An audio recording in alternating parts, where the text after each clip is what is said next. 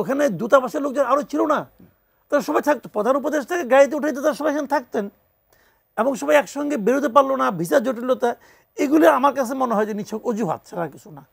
এনসিবির কী অবস্থা হবে জানি না, এনসিবি তো মানে তারা ওই পর্যন্ত যাইতে পারছে কিনা তাদের লোকজন নিয়ে, এটা আমার সন্দেহ। তাদের কোনো কমিটি আছে কিনা আমি বলতে পারবো না। প্রধান উপদেষ্টার প্রেস উইং থেকে বলা হচ্ছে যে একটা ভিসা সংক্রান্ত জটিলতার কারণে মির্জা ফখরুল ইসলাম আলমগীর বা রাজনৈতিক নেতৃত্ব যারা গেছেন তারা তাদের সাথে যে বেরোতে পারেনি, তারা আলাদা বের হয়েছেন এবং তারপর সেখানে তারা আওয়ামী লীগ নেতাকর্মীদের বিক্ষোভের শিকার হয়েছেন, হেনস্থা হয়েছেন, আক্তার হোসেনের উপরে ডিম দিয়ে হামলা করা হয়েছে। সব কিছু মিলে আসলে আপনার কী মনে হচ্ছে? ওখানে যারা আওয়ামী লীগের লিডার আছেন বিদেশে, তারা অলরেডি ঘোষণাও দিয়েছিলেন যে তারা এখানে এদেরকে অন্যভাবেই করবে। কিন্তু আমি না ভাবছি অন্য কথা, যে কথাগুলো আপনার এখন যেটা বলতেছে প্রায় মানে প্রধান উপদেষ্টার প্রেস উইং, এগুলো তাদের কথা, তাদের এই কথাই বলতে হয়, কারণ তাদের তো একটা মুখ রক্ষা করতে হবে। তো আমি সব মিলিয়ে মনে করি ঠিক আছে, প্রধান উপদেষ্টা চলে গেছেন, অন্যরা থাকতেন, অন্য যারা কর্মকর্তা ছিলেন তারা থাকতেন, তারা বলতেন আপনার আমাদের গেস্ট আছে, এরা তো গেস্ট, এরা সবাই কিন্তু প্রধান উপদেষ্টার দাওয়াতে গেছে, এদের কাউকে তো জাতিসংঘ দাওয়াত করে নাই, আমেরিকান গভর্নমেন্টও দাওয়াত করে নাই, দাওয়াতটা প্রধান উপদেষ্টা করেছেন।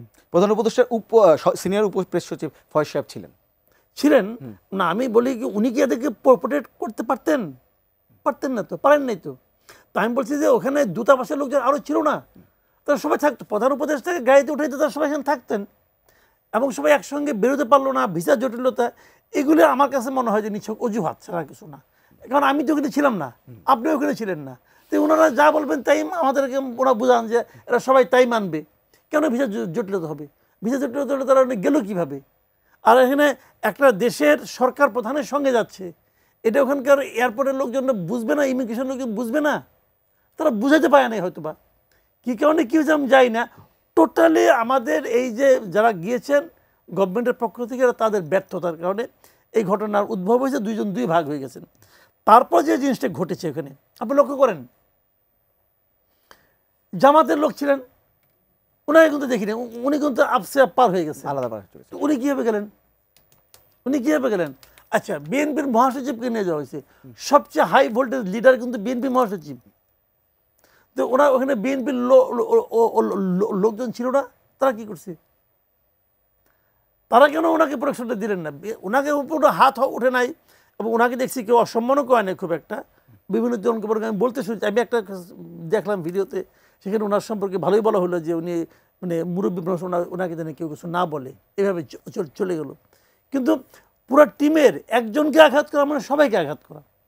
তো এই জিনিসটা না আমি মনে করি প্রথমত যে এই যে বাইরে, দেশের বাইরে কোনো একটা দলের কমিটি থাকা, অমুক করা, তারা ওখানে কাজ করা, এটা তো এমনি আমাদের আরপিওর মধ্যেও এটা নাই। এটা করলে ওই দলের প্রতি অ্যাকশন নেওয়া উচিত ছিল সব দলেরই। কিন্তু এটা আওয়ামী লীগ যখন গভর্নমেন্টে ছিল তখনও আওয়ামী লীগের কমিটি ওখানে ছিল, বিএনপির কমিটিও ছিল, তারাও এই কাজগুলি করতো।